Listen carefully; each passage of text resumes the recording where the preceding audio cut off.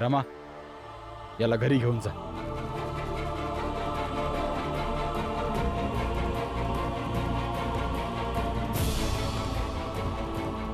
बाबा जे म्हटले ते तुलाही बरोबर वाटतंय ना? हा. का कसं डोळ्यासमोर सगळं घडतंय, कसं दुर्लक्ष करू शकतो आपण?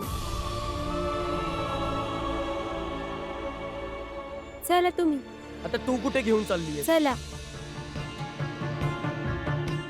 बसा बरं इथं.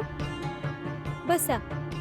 तुम्हीच म्हणता ना का जेव्हा मन बेचैन असेल तेव्हा ध्यानाला बसलं पाहिजे.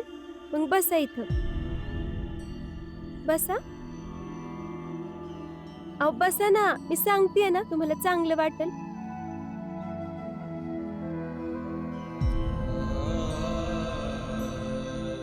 बुद्धं शरणं गच्छामि, धम्मं शरणं गच्छामि, संघं शरणं गच्छामि.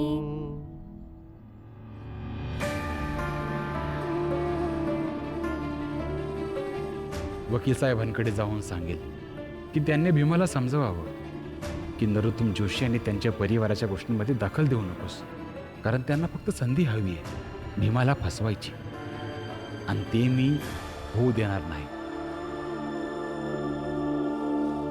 बाळा. बाबा, बाबा, काय झालं? तुम्ही असे चिंतित का दिसताय? ते भीमामुळे जरा थोडा अस्वस्थ झालोय. तो नरोत्तम जोशी भीमाला घरी घेऊन गेला.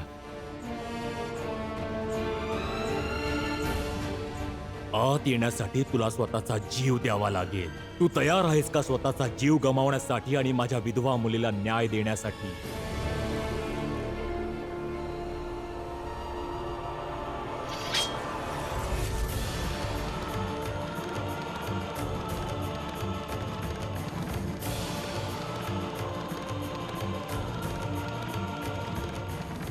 आपण असं शांत नाही बसू शकत बाबा. का घेऊन आलात बाबा? सांगा ना बाबा. थांबा. भीम, मी जे बोलतो ते कान उघडून ऐक.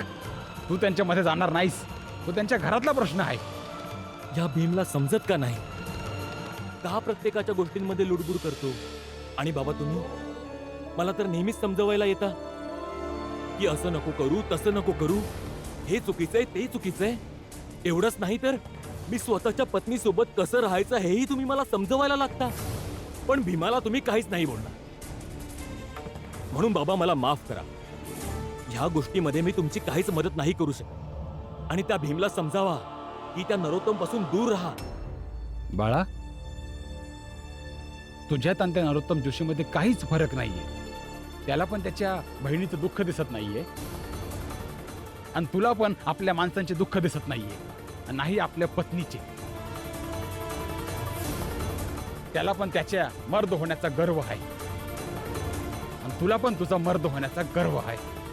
तसं पाहायला गेलं ना तर तुम्ही दोघेही संवेदनहीन आहात. आणि सगळ्यात वाईट याचं वाटतंय की माझं स्वप्न होतं की प्रत्येक घरात भीम असावं, पण झालं असं की माझ्या घरातला मोठा पोरगा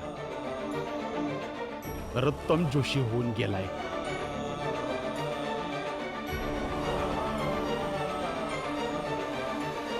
अगदी योग्य बोललात.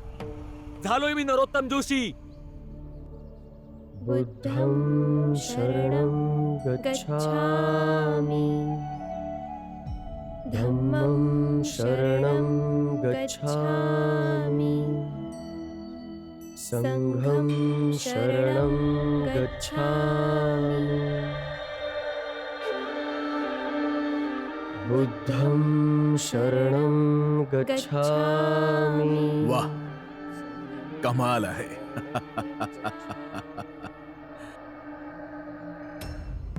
दुसऱ्यांसाठी जगण्या मरण्याची भाषा करणारा भीमराव. दुसऱ्या कुणाला अडचणीत बघून त्याला अडचणीमध्ये तिथेच सोडून स्वतः इथे बसून शांती प्राप्त करत आहे. वा. शरणं गच्छ आहे ना कमालीचं नाटक? हो ना? बुद्धं शरणं गच्छामि. भीमराव, भीमराव,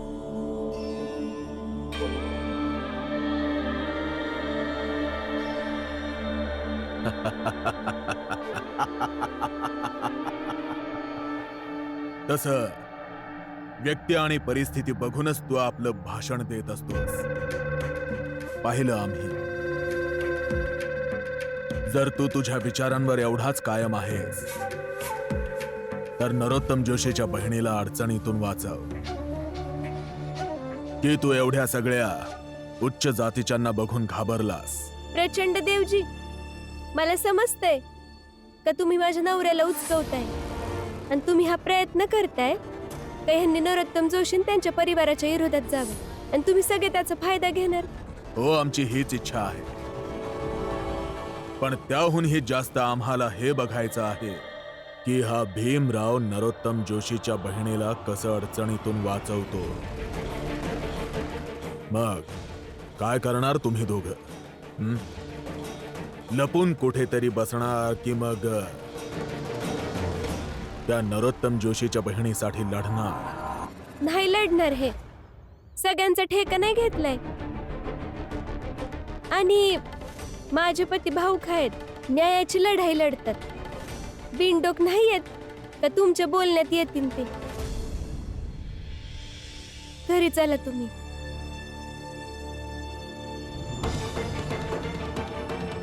चला तुम्ही.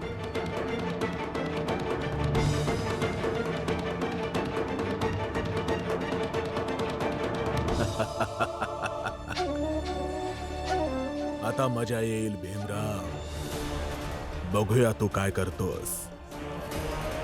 मदत करशील तरीही फसशील आणि नाही करणार तर जी लोक तुला हिम्मतवान आणि झुंजार मानतात मी त्यांच्या ह्या मान्यतेला चुकीचं ठरवून तुला त्यांच्या नजरेत पाडून टाकेन.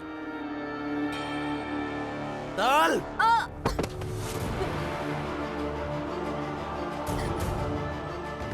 तुला संस्कार आणि संस्कृती सगळं शिकवतो आम्ही. आई आई तू तर माझं म्हणणं ऐक. बाबा बाबा माझं म्हणणं. बस.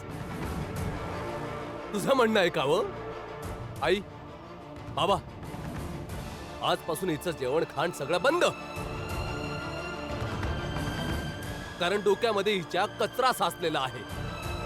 जर का 2-4 दिवस उपाशी राहील तर डोकं ठिकाणावर येईल. मग ही तेच बोलणार जे हिला बोलण्यासाठी सांगितलं जाणार, तेच करणार जे हिला करण्यासाठी सांगितलं जाणार. चला.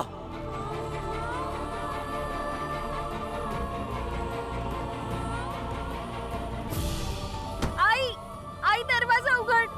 भाऊ बाबा दरवाजा उघडा. आई दरवाजा उघड. एका मुस्काटीत समजलं की नाही की अजून एक वाजव.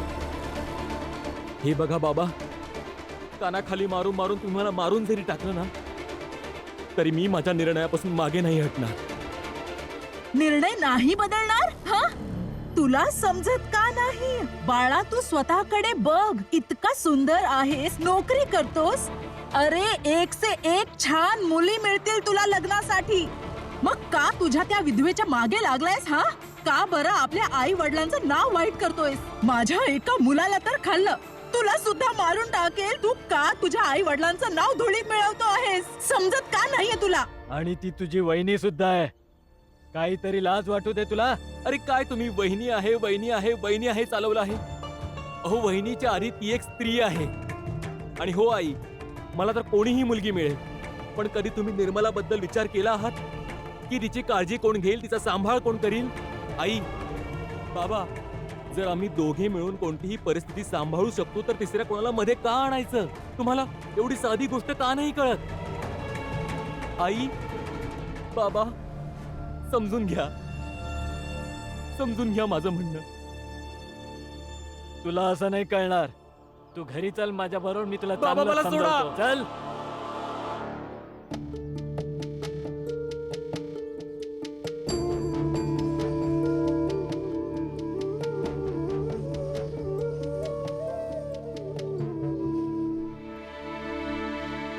काय झालं? भीम आणि रमा, आम्हाला वाटतं तुम्ही जे काही काम फक्त तुमच्या फायद्यासाठी करता. आता फायदा फक्त तुमचा असेल तर आम्ही तुझं म्हणणं कशाला ऐकू? हा, आणि तुझ्या म्हणण्यावरून आम्ही का भांडू, का आंदोलन करू?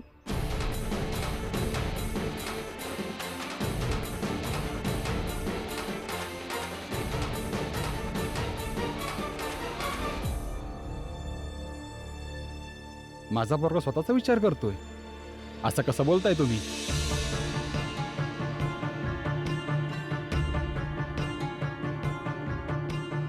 हा, जर समद्यांचा विचार करतो तर सरलाने जे बक्षिसाचे पैसे फी म्हणून दिले होते त्यातला 1 रुपया तर या लोकांना दिला असता, पण नाही. आणि त्या नरोत्तम जोशीला तर दुश्मन दुश्मन म्हणतो आणि त्याच्याच घरी चाकरी करून पैसे कमवून आणले हाय दोघांनी. बाकी सगळ्यांना तर नेहमी म्हणत असतो की आपल्याला त्यांच्या विरोधात लढायचंय, आपल्याला त्यांच्या विरोधात लढायचंय. आला मोठा, हा आहे तुमचा मुलगा. आई, आनंद भाऊंच्या औषधांसाठी पैसे हवे होते म्हणून तिथे गेलो होतो. आणि ह्यांनी कुणाला हे नाही सांगितलं का उच्च जातीच्या लोकांच्या इथं काम नका करू. ही कोणती लढाई आहे तुमच्या दोघांची? हा, मजबुरी असल, गरज असल तर जा त्यांच्याकडे काम करायला आणि बाकीच्या वेळी शिव्या देत राहा. जिजाबाई, आतमध्ये चल, मला तुला काही विचारायचंय. माझं मौन व्रत आहे. चल.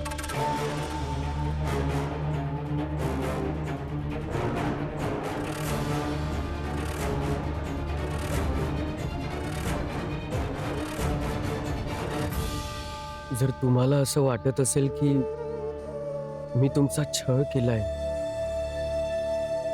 तर माफ करा मला.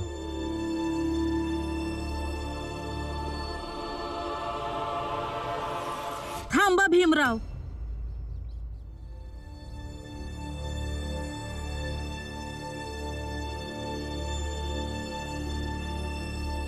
भीमराव, आज जोखू मरता मरता वाचला, पण या अडचणीच्या येळी तुम्ही आमच्या सोबत नव्हता.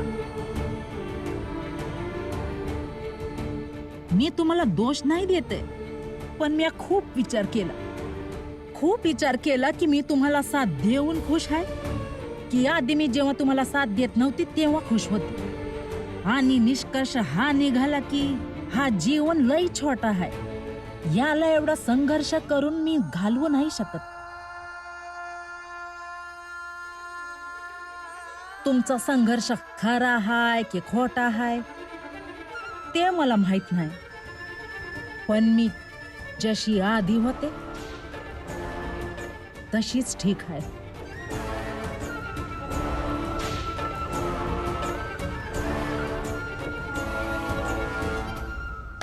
वा, काय कमाल आहे. वा, हे तर लयच चांगलं झालं बा. हा, अरे उशिरा का असना, पण आपल्या लोकांच्या बायकांना अक्कल तर आलीच.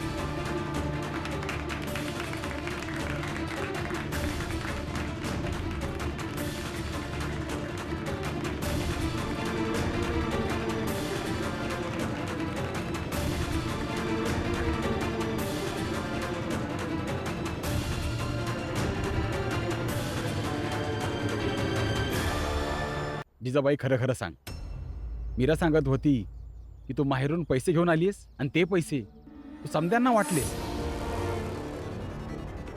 जिजाबाई, असं मौन व्रत धारण करून माझे प्रश्न संपणार नाहीयेत. मला माझ्या प्रश्नाचं उत्तर हवंय. जिजाबाई, मी तुला काहीतरी विचारतोय.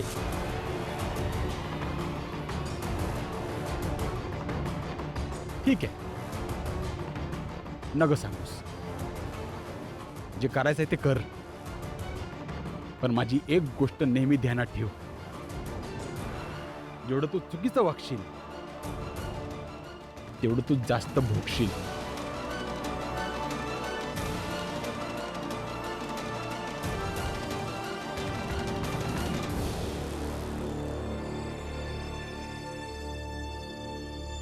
सगळ्या बायकांनी भीमला उत्तर दिलं हे पाहून खूप मजा आली. बाकी सगळं तर ठीक आहे बहिणी, पण फुलिया भीमच्या विरुद्ध उभी राहिली, ते पण एवढं सहजपणे. पैशामध्ये खूप ताकद असते. जाऊ दे. पुढे काय जिजाबाई? आता पुढे जे पण होईल ना वहिनी, ते उद्या सकाळी होईल. आता तर समदे भीम पासून लांब झाले, पण आपल्याला हे अंतर अजून वाढवायला पाहिजे, म्हणजे नंतर त्याच्या जवळ कोणी बी जाणार नाही. होय जिजाबाई. आणि ऐकलंय की नरोत्तम जोशीच्या विधवा बहिणीची लढाई लढण्यासाठी वेडा आवत होता, पण रमा आणि रामजींनी त्याला थांबवलं. असंच एक एक करून त्याला सगळे सोडून जातील, मग त्याचा विश्वास पण कमी होईल. काय माहित, इथूनच त्याचं लढाई लढायचं भूत बी उतरून जाईल.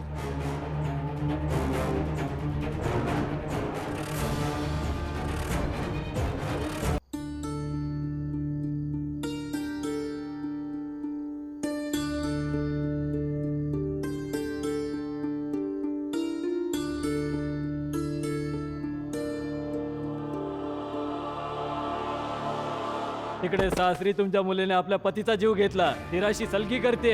जी विधवा असूनही विधवा धर्माचा पालन करत नाहीये. अरे ठेवा अशा मुलीला तुमच्या जवळच. हिची जबाबदारी तर आम्ही त्याच दिवशी पूर्ण केली होती, ज्या दिवशी आम्ही हिचे कन्यादान केले होते. विधवा आहेस तर विधवा धर्माचे पालन करावयाचे ना. आपल्या धीराला फसवून ईश्वराच्या मर्जी विरुद्ध आयुष्य बघत होतीस. यांच्याशी विवाह करण्याचा प्रयत्न मी केला, कारण स्त्रियांना देखील पुरुषांप्रमाणे नवीन आयुष्य सुरू करण्याचा अधिकार असायलाच हवा. जर लग्नाचे शब्द तुझ्या तोंडूनही निघालेत तर तुझी जीभ कापून टाकेल, समजला? विधवा आहे बघ, बघ माझी बहीण विधवा आहे. विधवेसारखं जीवन जगायचं हिला, समजलं? मला फक्त एवढं वाटतं की तुम्ही तुमच्या मुलीचा विवाह यांच्यासोबत लावून द्यावा. टाक पाऊल आणि ओलांड ही चौकट, मग मी आपल्या विधवा मुलीचा विवाह अभय सोबत करून देईन.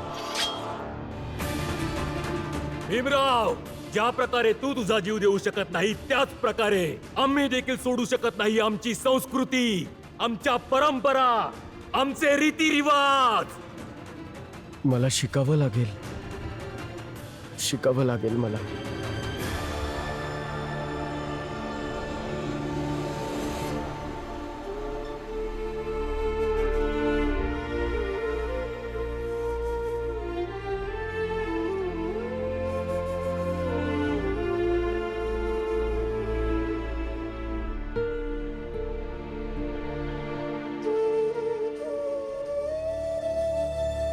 कसं शांत करू यांना?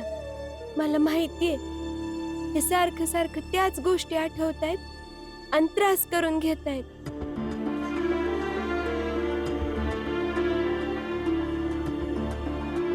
रमा, परी मी वकील साहेबांना भेटून सगळं सांगितलंय, तर ते म्हणाले की भीमला ऑफिसमधल्या जास्तीच्या कामामध्ये अडकवून ठेवतील, व्यस्त करून ठेवतील,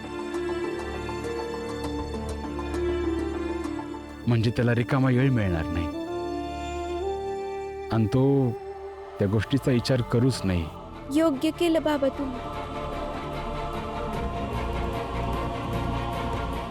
पण बाबा निर्मलाजींचं काय होईल? माहित नाही. जोवर हा पूर्ण समाज नाही बदलणार तोवर अशा परिस्थितीमध्ये समध्यांचं जे काय काय होईल ते त्यांचं भाग्य असेल.